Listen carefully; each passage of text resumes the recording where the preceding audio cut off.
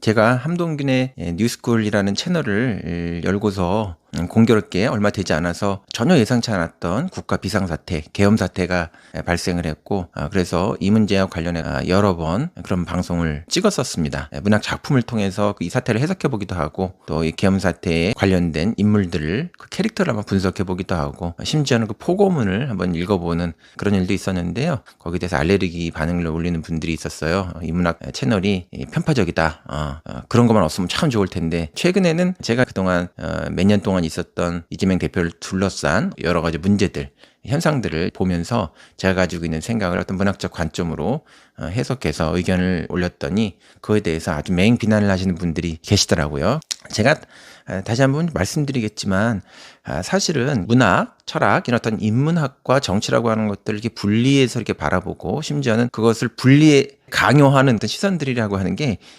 좀 무지의 사실 소치예요.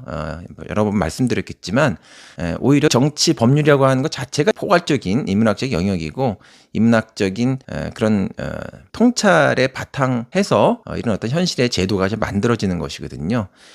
정치학이라고 하는 분야 자체를 만든 사람이 아리스토텔레스라는 사람인데, 정치학이라는 책을 썼죠. 그 이전에는 이런 책이 없었어요. 최초의 정치학자였던 아리스토텔레스는 시학이라는 책을 쓴 최초의 문학 비평가이기도 했거든요. 오늘날 대통령이라고 하는 제도에 영감을 얻은, 현대 정치가 영감을 얻은 그 제도가 집정관이라고 하는 로마의 콘술이라고 하는 그런 제도인데, 그 자리에 올랐던 이 키케로라는 사람은 법률론이라는 그런 책을 쓰기도 했는데요. 이분의 법률론이라든가 정치적 연설이라든가 이런 어떤 훈련 자질들이라고 하는 것이 스토아 철학이라고 하는 철학적 훈련, 그런 바탕하에서 이루어 것이고요. 그리고 또 그의 문장이 아주 문학적 문장으로 또 굉장히 유명해요. 그래서 그 사람은 작가이기도 하면서 동시에 정치가이기도 하고 또 웅변가 이런 사람이기도 했거든요. 또 심지어는 통령의 자리까지. 로마가 후대 인류에게 남겨놓은 가장 큰 문화적 유산이라고 하는 것은 바로 그 법률이거든요.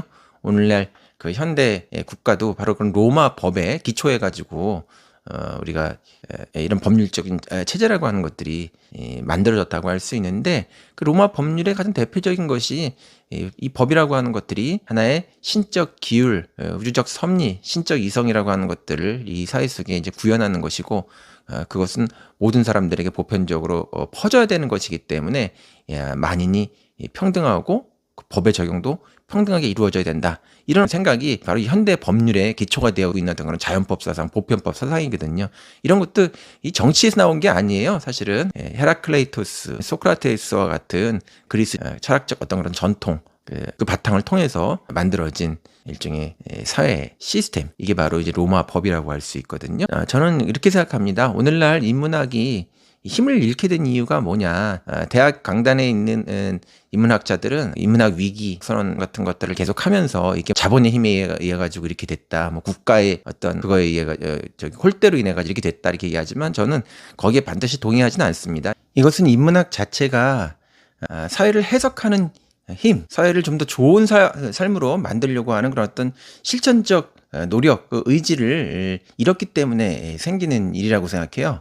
아리스토텔레스는 이런 것들을 실천적 지혜라고 그래서 프로네시스라고 얘기했는데, 그에 따르면은 우리가 좋은 삶을 만들기 위해서는 만용도 아니고 비겁함도 아닌 용기가 필요하다, 이렇게 이제 얘기를 하는데, 인문학이 용기를 잃었기 때문에 생기는 얘기도 하거든요. 이런 관점에서 보면 지금 대통령 탄핵이 이루어진 이후에도 국가의 중요한 역할을 하는 리더들이 하고 있는 괴상한 짓들, 그러니까 총리는 총리대로 아주 그 괴상한 짓을 하고 있고, 그 대행을 수행했던 부총리도 마찬가지였고, 헌법 파괴 상태에 대해서 단 한마디 하지 않았던 대법원장이 갑자기 이재명 대표의 법률심에 개입을 하는 이런 어떤 움직임 이라든가, 그 다음에 뭐 지기현 판사 같은 사람이 스스로 법을 그냥 창조하다시피 해서 내란의 우두머리를 사실 탈옥시켜주는 어떤 그런 사건, 검찰이 지금 하고 있는 굉장히 끔찍한 행태, 이런 것들이 사실은 정치적인 문제가 아니라 제가 보기엔 인문학적인 문제예요. 법이라고 하는 것들이 모두에게 공평하게 적용돼야 된다 라고 하는 것은 신적 질서가 삶에 공평하게 스며들고 모든 사람들이 거기에 대해서 공평하게 적용돼야 된다라고 하는 그런 어떤 원리, 그것을 지금 위반하고 있는 사태이기 때문에 철학적 부조리, 문학적 부조리, 인문학적인 부조리, 그런 관점으로 이 사태를 보는 것이거든요.